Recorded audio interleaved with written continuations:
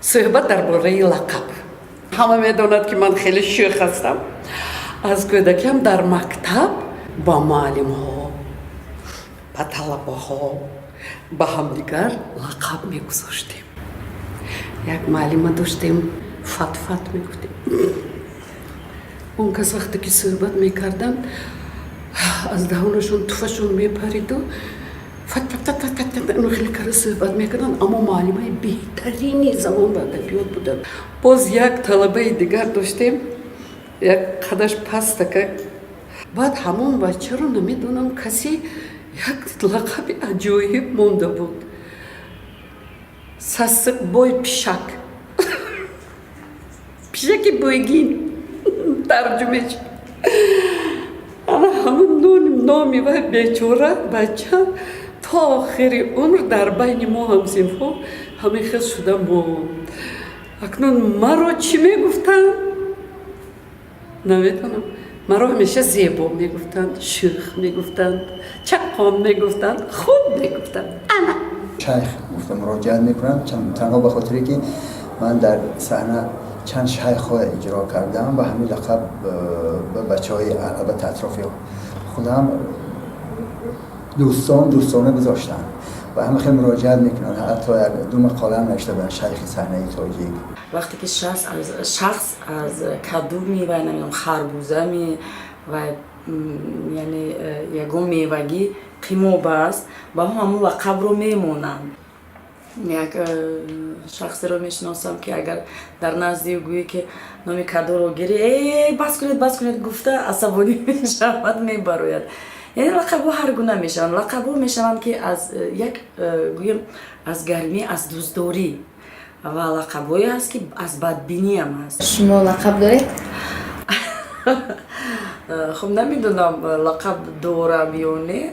یک چیز است که وقتی که من تبسم میکنم خنده میکنم چشمان کلان من به مثل گفته خواهرچم کریسا برین میشه و بین خودمون همه شوخی میکنیم که با من میگه که تو مثل همون کریانکو میشوید. هستن خانوادهایی که از یکون چیز قماب هستن و همین قمابی به آنها لقب میشود.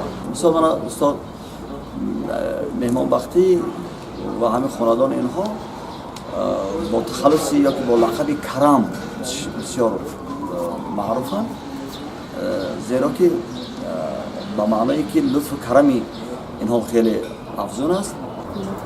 قربان صابر و با تخلص عادل یا با لقب عادل در تئاتر دوستش می‌دارن، احترام میکنن، بسیار شفقت دارد، عدالت دارد.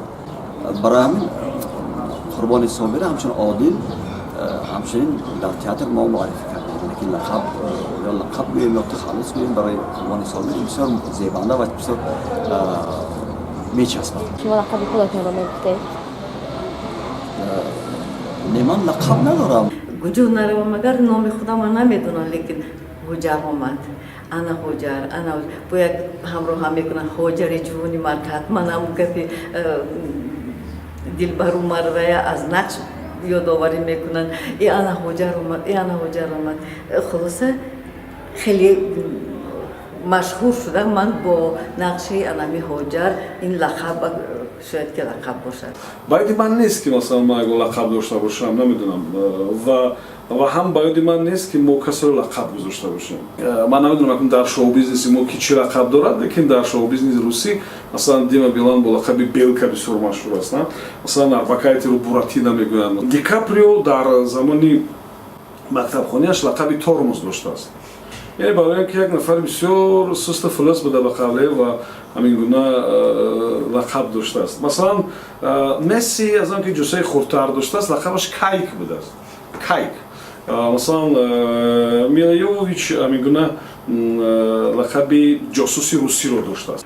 در صحنه تئاتر ما نمایشنامه رد و برق میرفت و این مولی خطایی است، مؤلف خطایی و ما هممون با لباس‌های خطایی نقش بازی میکنیم و قهرمانی من به پیش میآید و اونقدر دوست می‌دارد همون پسر رو که وای رد میکند بعد گریه میکند. همین صحنه من همین خیلی بود که من میشینم و گریه میکنم.